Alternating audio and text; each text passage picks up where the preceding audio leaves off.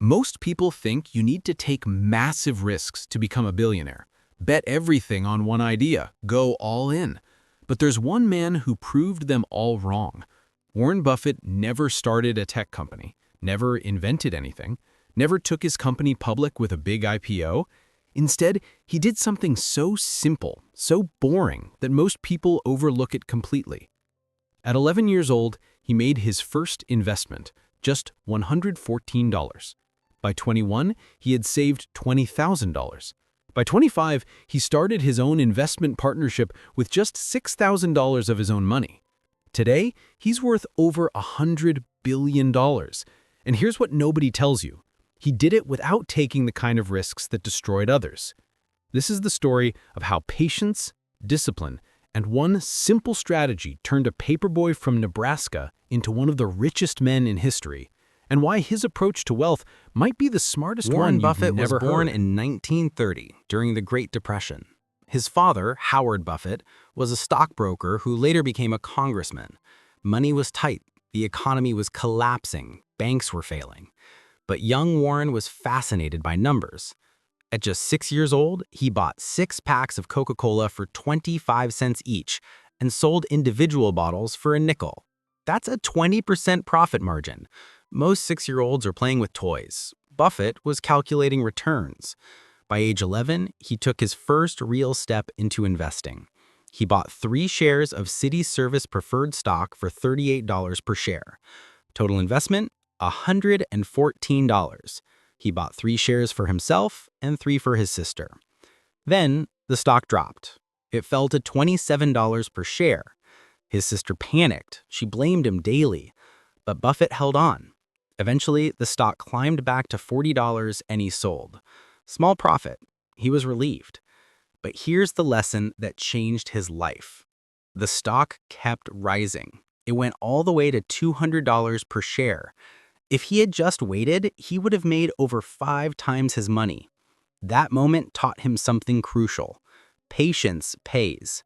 Holding quality investments long-term beats trying to time the market. This wasn't just theory, this was his money, his first real lesson in investing, and he never forgot it. Throughout his teenage years, Buffett kept hustling. He delivered newspapers, he sold golf balls, he bought pinball machines and placed them in barbershops, taking a cut of the profits. By the time he was 16, he had saved $6,000. That's over $75,000 in today's money, for a high school student. But Warren wasn't interested in spending it. He was interested in compounding Buffett it. enrolled at the University of Pennsylvania, but he felt out of place. He transferred to the University of Nebraska and finished his degree in just 3 years. Then came the turning point. He discovered a book that would change his life forever. The Intelligent Investor by Benjamin Graham. Graham taught a revolutionary concept at the time: value investing. The idea was simple but powerful. Don't buy stocks based on hype or trends. Buy businesses that are worth more than their stock price. Find companies trading below their intrinsic value. Buy them, hold them, wait for the market to realize their true worth. This was the opposite of speculation. It was investing based on math, not emotions. Buffett was obsessed. He applied to Harvard Business School and was rejected. But he discovered that Benjamin Graham taught at Columbia University. He applied immediately. Graham accepted him, and for the next 2 years, Buffett learned directly from the man who would become his mentor. Graham didn't just teach investing theory. He taught discipline, emotional control, patience, how to read financial statements like a detective solving a crime. Buffett was the only student to ever earn an A+ in Graham's class. After graduating, Buffett wanted to work for Graham's investment firm. Graham said no, he wasn't hiring. So Buffett went back to Omaha, Nebraska. He worked as a stockbroker. He taught an investing class at the University of Omaha, and he kept investing his own money. By age 25, Buffett had accumulated about $20,000 from his various jobs and investments. Then, in 1956, everything changed. Graham retired and closed his firm. Buffett saw his opportunity. He decided to start his own investment partnership. But there was one problem. He only had $6,000 of his own money So to contribute. Buffett did something That wasn't bold. enough. He went to family and friends and pitched them on an idea. Give me your money, I'll invest it, I'll take 25% of any profits above a 6% return. If I lose money, I take nothing. 7 people agreed. Family members, friends, a former roommate. They pooled together $105,000. Combined with Buffett's $6,000, the Buffett partnership started with $111,000. Buffett was 25 years old. He set up his office in a spare bedroom. No secretary, no employees, just Warren, a desk, and a stack of financial reports. Now here's what most people don't understand about what happened next. Buffett didn't swing for the fences. He didn't bet everything on one big idea. Instead, he followed Graham's value investing principles religiously. He looked for undervalued companies that others ignored. Boring businesses, unsexy industries, companies trading below the value of their assets. He would buy large positions in these companies and hold them until the market recognized their value, sometimes for years. The results were extraordinary. In the first year, the partnership returned 10.4%. The Dow Jones returned 8.4%. Not a massive difference, but Buffett had beaten the market. The second year, he returned 40.9%. The Dow Jones returned 38.5%. Year after year, Buffett kept beating the market. Word spread. More investors wanted in. By 1962, the partnership was managing over $7 million. By 1965, it was managing $26 million. Buffett's personal share was growing exponentially. His initial $6,000 had grown into millions. But here's the critical part. Buffett lived like he was still broke. He bought a modest house in Omaha for $31,500 in 1958. He still lives in that same house today. He drove an old Volkswagen Beetle. He didn't buy fancy clothes or expensive watches. Every dollar he made went back into investing. This is the power of compound interest that most people never grasp. It's not about making money and spending it. It's about making money and reinvesting it, over and over, for decades.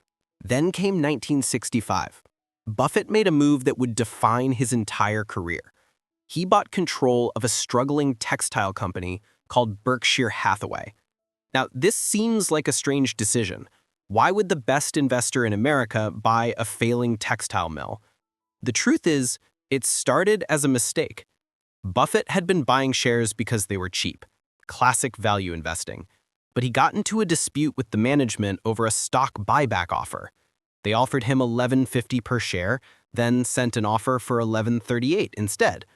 Buffett was furious at being cheated out of 12 cents per share, so he bought more shares out of spite. Eventually, he took control of the entire company. The textile business was dying. Foreign competition was crushing American textile manufacturers. But Buffett realized something brilliant. Berkshire Hathaway was generating cash. Not much, but steady cash flow. He could use that cash to buy other businesses, better businesses, profitable businesses. So that's exactly what he did. He turned Berkshire Hathaway into a holding company, a company that owns other companies. He bought insurance companies, which provided huge amounts of cash called float that he could invest. He bought See's Candies, a chocolate company with incredible brand loyalty and pricing power. He bought stakes in Coca-Cola, American Express, Wells Fargo. He looked for companies with strong competitive advantages, great management, and the ability to raise prices. Then he held them forever. His favorite holding period? Forever. Meanwhile, in 1969, Buffett closed his investment partnership. He felt the market was overvalued. He couldn't find good investments anymore. He returned money to his investors and told them to invest in index funds or find another manager. This decision alone showed his discipline. Most fund managers would keep collecting fees even in bad markets. Buffett walked away. He focused entirely on Berkshire Hathaway, and this is where the real compounding magic happened. Let's talk numbers. From 1965 to 2023, Berkshire Hathaway stock has returned 19.8% annually. Compare that to the S&P 500's 10.2% annually over the same period. That might not sound like a huge difference, but here's what compound interest does over 58 years. If you invested $10,000 in the S&P 500 in 1965, you'd have about $3.8 million today. If you invested that same $10,000 in Berkshire Hathaway, you'd have over $380 million. That's 100 times more, not 100% more, 100 times more. This is why Einstein allegedly called compound interest the eighth wonder of the world. Buffett's personal net worth followed the same trajectory. That $6,000 he started with in 1956, through Berkshire Hathaway's growth and his ownership stake, it has grown into a fortune worth over $100 billion. He became one of the richest people in history. Not through luck, not through one big bet, but through consistent, disciplined, patient investing over 7 decades. Here's what makes Buffett different from almost every other billionaire. He never sold. Most wealthy people build a company, take it public, and sell their shares. Buffett built Berkshire and never sold a single share. He lived off a $100,000 salary and let his Berkshire shares compound. He still lives in the same house, still drives normal cars, still eats McDonald's for breakfast. He pledged to give away 99% of his wealth to charity. He's already donated over $50 billion to the Gates Foundation and other causes. His lifestyle hasn't changed, but his impact has been enormous. So what can we learn from Warren Buffett's journey from $6,000 to $100 billion? 5 critical lessons. Lesson 1. Start early and stay consistent. Buffett started investing at 11. He never stopped. Compound interest needs time to work its magic. The earlier you start, the more powerful it becomes. Lesson 2. Live below your means. Buffett made billions but lived modestly. He reinvested everything instead of spending it. Wealth isn't about how much you make. It's about how much you keep and grow. Lesson 3. Patience beats timing. Buffett isn't trying to time the market. He buys great businesses and holds forever. His best investments are the ones he's owned for 30, 40, even 50 years. Lesson 4. Understand what you buy. Buffett only invests in businesses he understands. No complex financial instruments, no trends or fads, just solid, understandable businesses with competitive advantages. Lesson 5. Discipline trumps intelligence. Buffett isn't the smartest person in finance, but he's the most disciplined. He sticks to his principles even when others panic or chase trends. Discipline and patience beat intelligence and luck every single time. Warren Buffett proved that you don't need to take crazy risks to build extraordinary wealth. You don't need to invent the next big thing. You don't need to be flashy or famous. You just need to start early, invest wisely, live modestly, and let time do the heavy lifting. From $6,000 to $100 billion, all through the power of patience and compound interest. What's your first step on your own billion-mile journey? Drop a comment below. And if you want more stories like this about how the world's wealthiest people built their fortunes, subscribe to The Billion Mile. Hit that notification bell, new videos every week. Thanks for watching, and I'll see you in the next one.